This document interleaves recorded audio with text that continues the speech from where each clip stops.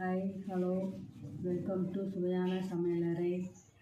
உங்களுக்கு cauliflower chilli எப்படி போடுறதுன்னு சொல்லித்தரேன். வாங்க வீடியோக்குள்ளே போகலாம். நம்ம சுடுதண்ணியில் போட்டு கொண்டு வரலாம். கொதிக்கிற தண்ணியில் கொஞ்சமாக உப்பு மஞ்சள் போட்டுக்கணும். அந்த உப்பு மஞ்சள் கொதித்த தண்ணியில் இப்போ காலிஃப்ளவரை போட்டு 3 நிமிஷம் ஊற வச்சுக்கோங்க. இப்போ காலிஃப்ளவர் சில்லி செய்கிறதுக்கு தேவையான பொருட்களை போடலாம். நம்ம சில்லி கோபி பவுடரில் ஒரு 25 கிராம் போட்டுக்கோங்க. பச்சரிசி மாவு போட்டுக்கோங்க. கார்ன்ஃப்ளவர் மாவு ஒரு 25 கிராம் போட்டுக்கோங்க.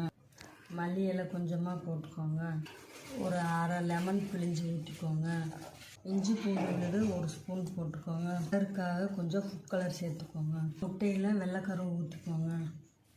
எல்லாத்தையும் நல்லா கலந்துக்கோங்க. லைட்டாக கொஞ்சமாக தண்ணி தெளித்து பிசைஞ்சுக்கோங்க.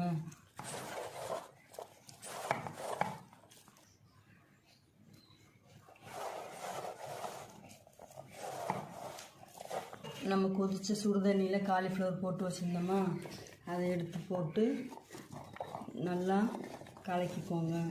கொஞ்சம் கொஞ்சமாக தண்ணி ஊற்றி இந்த பக்கம் வர்ற அளவுக்கு காலிஃப்ளவரை ரெடி பண்ணி வச்சுக்கோங்க. ஒரு அரை மணி நேரம் ஃபேன் காற்றுல ஆற வச்சு அதுக்கப்புறம் நம்ம எண்ணெயில் போட்டு பொரிக்கலாம். வாங்க போகலாம். காலிஃப்ளவர் அரை மணி நேரம் ஊறிடுச்சு. ஊறி முடியவும் இப்போ நமக்கு எண்ணெய் காஞ்சிடுச்சு. எண்ணெயில் இப்போ போட்டு பொரித்து எடுத்துக்கலாம்.